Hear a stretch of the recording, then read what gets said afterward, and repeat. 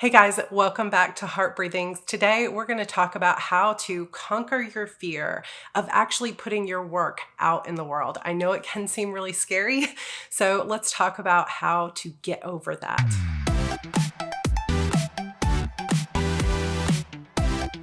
So first of all, I will kind of address the sound of my voice and give a little bit of a chatty update here in the beginning that if you have noticed that I haven't really been on my game with my videos or been really present on social media at all for the last week or so, it is because there have been a lot of things happening behind the scenes.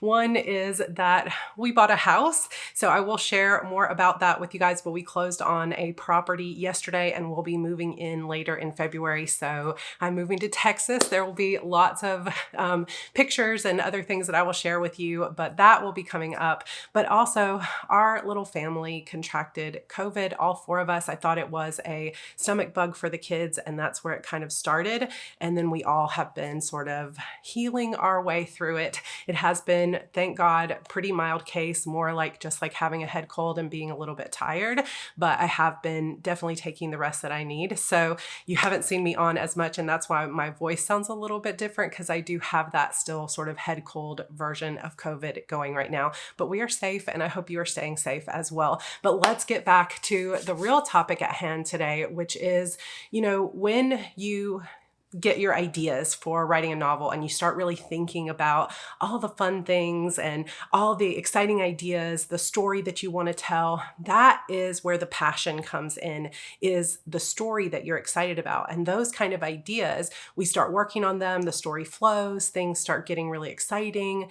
But when we start to think about someone else reading those ideas, someone else reading that story, or even paying for that story, and then having the right to criticize it and like it or not like it, that's where, for many of us, this sort of paralyzing fear can come in, because now it's not just about us and this fun idea that we have. It's not just the playground of our story and our imagination. Now it's suddenly something to be judged and criticized, and that can be, frankly, quite terrifying.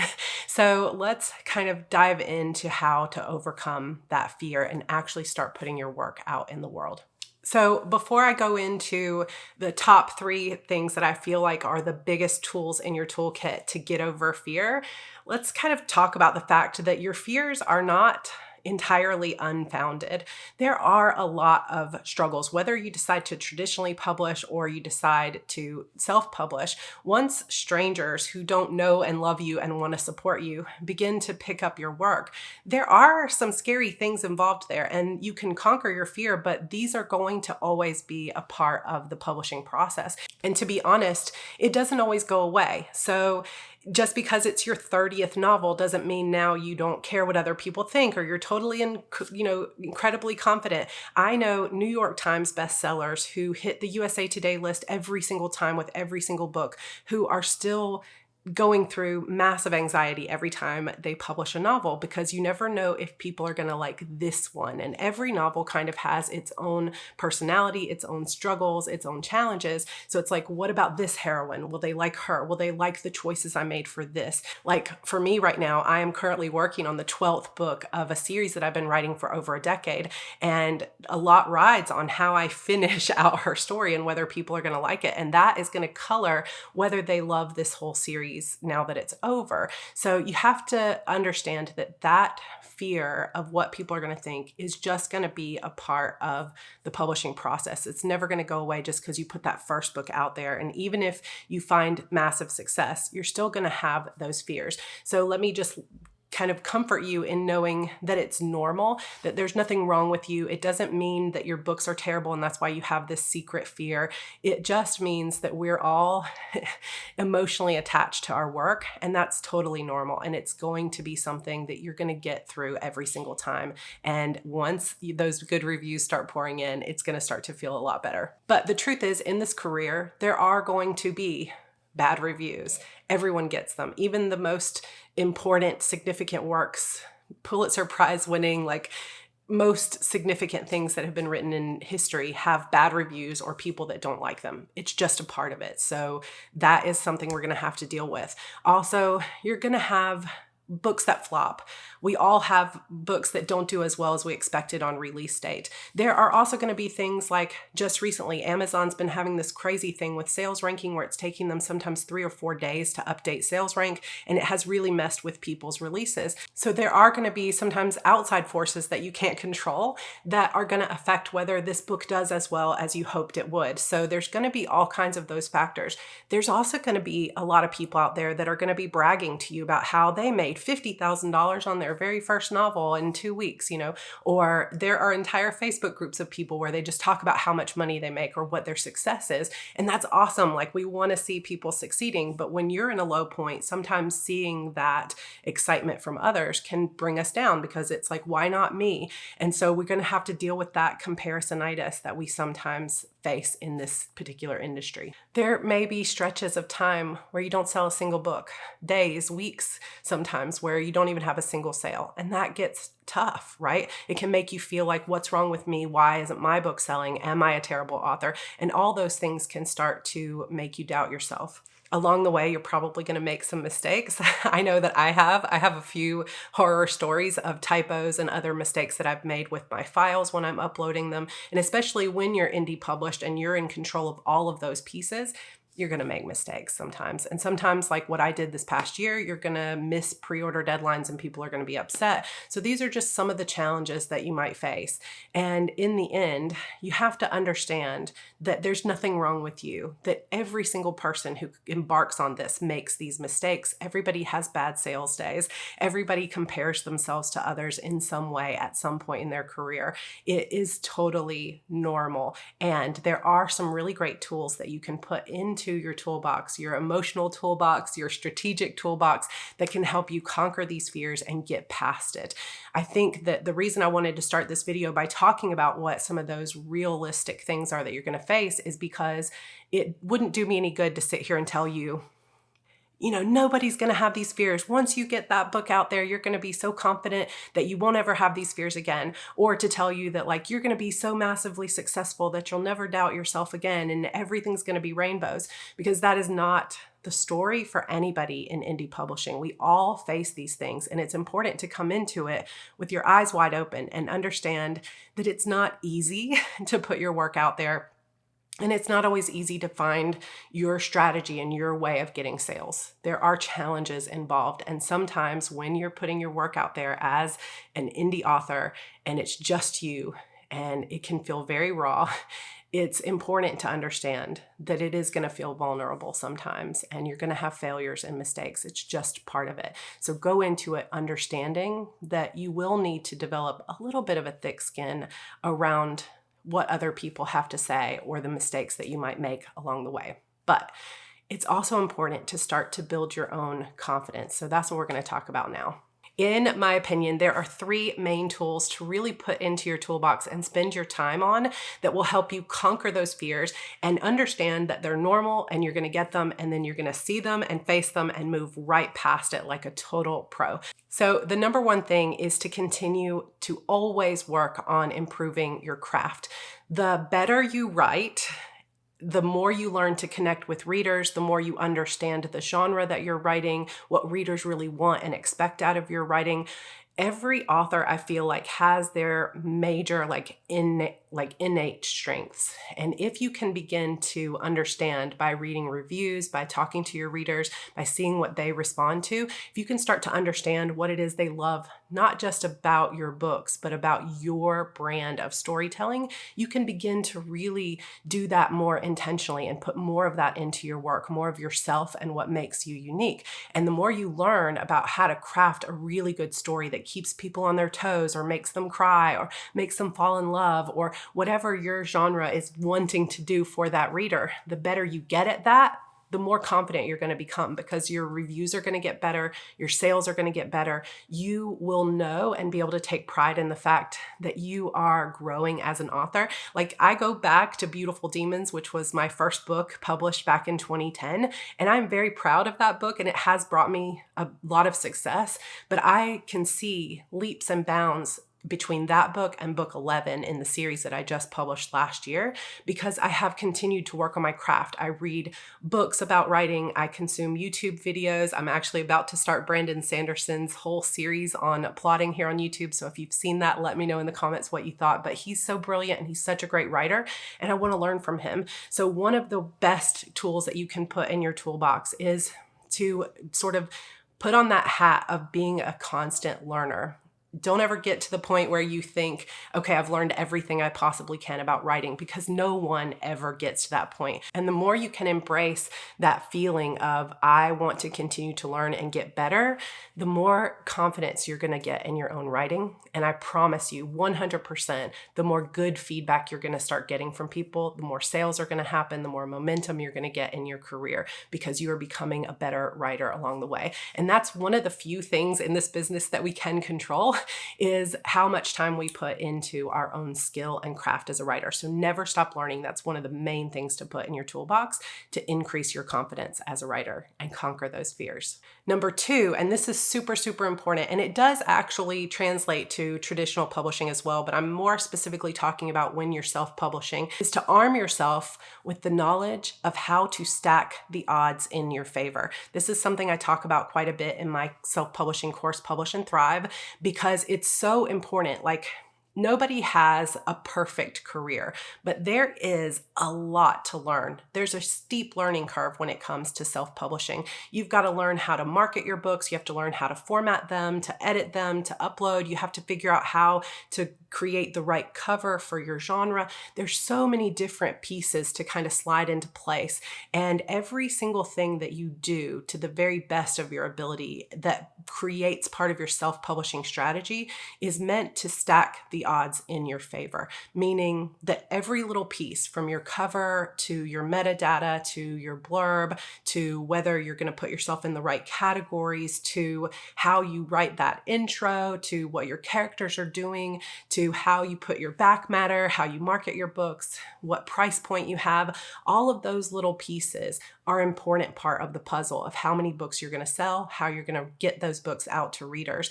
And so every little piece, if you understand what's the best way to put your particular book out on the market, is another way to stack the odds in your favor.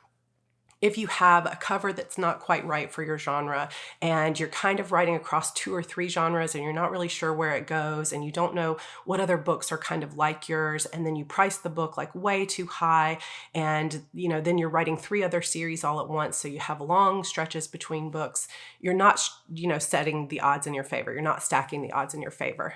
But if you haven't studied or learned from someone who knows the industry, then how do you know what it means to stack the odds in your favor? You're just kind of watching what other people do and hoping, like throwing spaghetti across the wall and hoping that something's going to stick. When you really take the time to learn, how do I set my business up? What is the proper strategy? What do I need to put into this blurb to get readers to know it? How do I launch my book? What's the order I should do things in? Once you start to learn those things and you develop a strategy that really works, you begin to really stack those odds in your favor. And that's one of the biggest ways that you can begin to overcome your fear, because you've got kind of an armor over you of saying, okay, I know that what I'm doing is going to put me in the very best possible position for success. And then I can tweak from there and I can see what I can control. When we don't know what we're doing and we still have so much to learn, it just feels like this big tangled amount of things that we have to do. And we can't really decide what needs to change because it's just this big, massive blob in our head of, I don't really know what I'm doing here. But when we really start to learn each of those individual pieces and we start to learn how to tweak them, how to come up with that strategy, then you start to have real power in your pocket. And so learning from other people. Obviously, I would love to invite you to sign up for my Publish and Thrive course, which is open now. It only opens twice a year. And so it's open right now. We start Monday, February 7th, and it goes for 5 weeks. And we learn all of those little strategies. You learn every tiny thing about how to run your business, upload your books, format your books, get your website going, come up with your publishing strategy, how to market and advertise your books, and then also how to manage the mental roller coaster of all of this stuff. So come join us in that class. But even if Publish and Thrive is not right for you, that's okay. There are lots of other places that you can go. Like some of the things I talk about on this channel, David Gaughran is another like wealth of information out there. So I will link his stuff down below. Mark Dawson talks a lot about advertising. So I'll link some of his stuff, as well as Chris Fox, Joanna Penn. There are amazing people that are out there sharing what they've learned. So I will link some of those free resources for you down below, but I'll also leave a link to my course if you would like to come join us in Publish and Thrive. The more knowledge you have about the industry and how to set yourself up for success, the less mistakes you're going to make and the more confidence you're going to have when you put yourself out there. Like, you know, your cover is really good. You know that you've got the right strategy. You know your book is going to be set up for success. And that is a huge tool to have in your toolbox. And the third thing is to have a community of writers that surround you that really lift you up rather than pull you down. So that can look different for everyone, because for some people, seeing success stories where people are talking about how much money they make really lifts them up and they say, that's going to be me someday. For others of us, when we see people talking about, oh, I made 100 grand this month, or, you know, I had this big success, or I sold 50,000 books in my first week of publishing, that can make us feel like we're not going fast enough. And so two very different people might see that exact same post two very different ways. But the key is for you as an individual to find a community that really resonates with you, that feels good, where you feel uplifted, where you feel like people are cheering you on, like they are there for you, that if you post your cover and you say, what do you think of this? You're going to be able to hear, you know, positive feedback as well as some criticism, and know that it's done with love and with your success in mind. So having that community of people that you feel like you can lean on and say, hey, will you read my blurb? Hey, will you check this out? Can you tell me what you think of this? Have you tried this? And you can ask them questions and feel like they're lifting you up and sharing your work and getting excited when you have a new release. That's going to help you more than anything. The friends that I have made on this journey, my true like self-publishing buddy friends, that has made all the difference for me. Those private communities, those Facebook groups, those Zoom calls and meetings that I've had with friends, meeting people at conferences, just has given me so much confidence to keep going. Even when I make those mistakes, I have those friends that are right there with me saying, oh my gosh, I'm so sorry that happened. It's going to be okay. And then they say, oh, you should hear this time I made a mistake too. And having those friendships and that community that surrounds you can make all the difference. So again, if you join Publish and Thrive, you're going to get access to that on Facebook, or you can come join us on Discord. But I also, if you're not interested in joining the course, we also have a writing group called the Heart Breathing's Writing Community, and it is expanding. So we've only been on Facebook up to this point as like a writing sprints group, but now there is actually a page over on my website that has a Google Calendar where you can join in on all the writing sprints here on YouTube. And this weekend we have our Double Down Day, which is an all-day writing sprint event. So there will be information on that on my blog as well, that'll have all the times and all of the information on how to join that. So come join that writing community. Just having people that you can write with, sprint with, ask questions, are going to cheer you on and get excited about you finishing your novel. All of that helps so much in getting you past that hurdle of being afraid to put your work out there. In the end, I know that it can feel really scary to have anybody judging your work or having to put yoururself out there. And, you know, there's an investment when you self-publish, like you might be putting hundreds of dollars into the process of publishing it, and you want to get that money back and you want to find success. And we have so many of our hopes and dreams tied to putting those books out there and to pouring our hearts into those books. It's hard enough to finish a novel, but then to actually, you know, put it on display can be tough.